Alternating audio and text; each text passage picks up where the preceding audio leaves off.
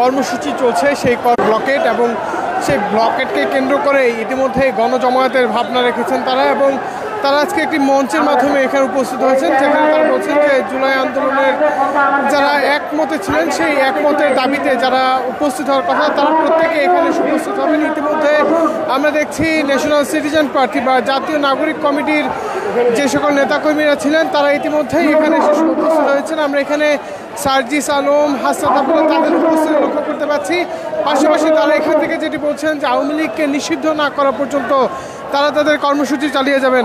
আমার পেছনে যে দৃশ্যপটটি আপনারা দেখছেন যে ইতিমধ্যেই হাসনাত আবদুল্লাহ সহ অন্যান্য যে নেতাকর্মীরা ছিলেন তারা এসে উপস্থিত হয়েছেন, বিভিন্ন ব্যানারে মিছিল নিয়ে উপস্থিত হওয়ার চিত্র। এখানে আজকে তারা যেটি বলছেন যে একটি মিছিল অনুষ্ঠিত হবে বা একটি ঐক্যের অবস্থান এখানে ঘটবে। আমরা দেখছি যে হাসনাত আবদুল্লাহ সহ আমরা এখানে শিবিরের উপস্থিতি লক্ষ্য করতে পারছি, ইসলামী আন্দোলন সহ অন্যান্য যে রাজনৈতিক দলগুলো রয়েছে তারাও কিন্তু আসলে একমতে পৌঁছেছেন এবং একমতে পৌঁছেই তারা আজকের যে অবস্থান সেই অবস্থানটি জানান দিচ্ছেন। ইতিমধ্যে আমার সামনে যেটা দেখছেন সেখানে নেতাকর্মীরা একটি বাক্য বারবার উচ্চারণ করছেন। গত পরশুদিন রাত থেকে আমরা যেটা লক্ষ্য করছি যে যমুনার সামনে যে সাধারণ শিক্ষার্থী, ছাত্র জনতা, এনসিপি এবং রাজনৈতিক নেতাকর্মীদের উপস্থিতি ঘটে, সেই উপস্থিতি থেকেই ইতিমধ্যে আমরা যেটি দেখছি যে তারা শাহবাগ ব্লকেট কর্মসূচির ঘোষণা দেয়। সেই ব্লকেট কর্মসূচির আজকে দ্বিতীয় দিন চলছে। গতকালকে রাতে তারা একটি আলটিমেটাম দেয়, যে আলটিমেটামে সারা বাংলাদেশ জুড়ে তাদের যে ব্লকেট সেই ব্লকেটের সিদ্ধান্ত হয়। আমরা এখানে বেশ কয়েকজনের সঙ্গে কথা বলবো, তাদের কাছ থেকে জানার চেষ্টা করব তারা এখানে কেন উপস্থিত হয়েছেন। আপনি কোথা থেকে এসেছেন? আমি আসছি এলিভেন থেকে, আমি চাকরি করি এলিভেন থেকে আসছি। আমরা কি চাই? আমরা চাই শেখ হাসিনার কোনো তার দোষ কেউ যেন বাংলাদেশে থাকতে না পারে। একটা করে লিগ ধরে ধরে জেলে রন, একটা লিগ ধরে ধরে জেলে আওয়ামী লীগ ছাড়া আমরা চাই বাংলাদেশ হবে আওয়ামী লীগ মুক্ত। এই আমি আশা করি, এটাই আমার কামনা।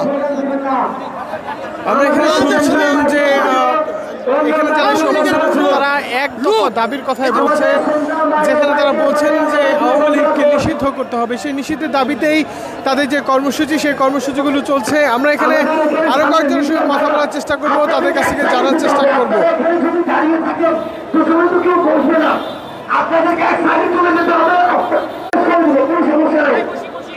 মূলত যেটি দেখছি তারা আজকে বেশ কিছু স্বেচ্ছাসেবক নিয়োগ দিয়েছেন, যাদের এর কার্যক্রম আমরা লক্ষ্য করছিলাম যে তারা আসলে শান্ত পরিস্থিতি স্বাভাবিক রাখতে তাদের উপস্থিতি ঘটবে। এবং আমরা ইতিমধ্যে যেটি দেখছি যে 3টা থেকে তাদের অনুষ্ঠান বা আনুষ্ঠানিক ব্লকেট শুরু হওয়ার কথা, সেই ব্লকেটটিকে ঘিরেই এখানে নেতাকর্মীরা এসে অবস্থান নেবেন এবং যেই অনেকের হাতে আমরা বাংলাদেশের ব্যানার বা বাংলাদেশের পতাকা দেখছি, ফিলিস্তিনের পতাকা দেখছি, তারাও কিন্তু এখানে এসে উপস্থিত হচ্ছেন। আমরা আরো কয়েকজনের সঙ্গে কথা বলার চেষ্টা করবো। ওই ঢাকা থেকেই।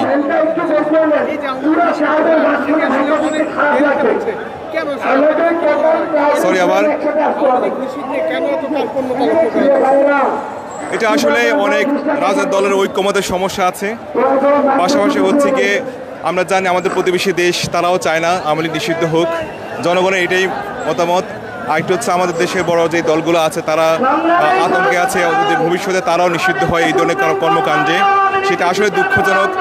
আওয়ামী লীগ সরকার যে কাজগুলো করেছে, নিরীহ মানুষকে হত্যা, খুন, গুম সব করেছে, ছাত্র জনতার উপর যে গুলিবর্ষণ করেছে, সেই অনুযায়ী একটি ফ্যাসিস্ট, একটি খুনি দল কখনোই বাংলাদেশের রাজনীতি থাকতে পারে না। সেটা স্পষ্টত এটা সাধারণ জনগণ হিসেবে হোক, আমি নিজের সাংস্কৃতিক কর্মী, এই জুলাই বিপ্লবে আমরা সরাসরি অংশগ্রহণ করেছি।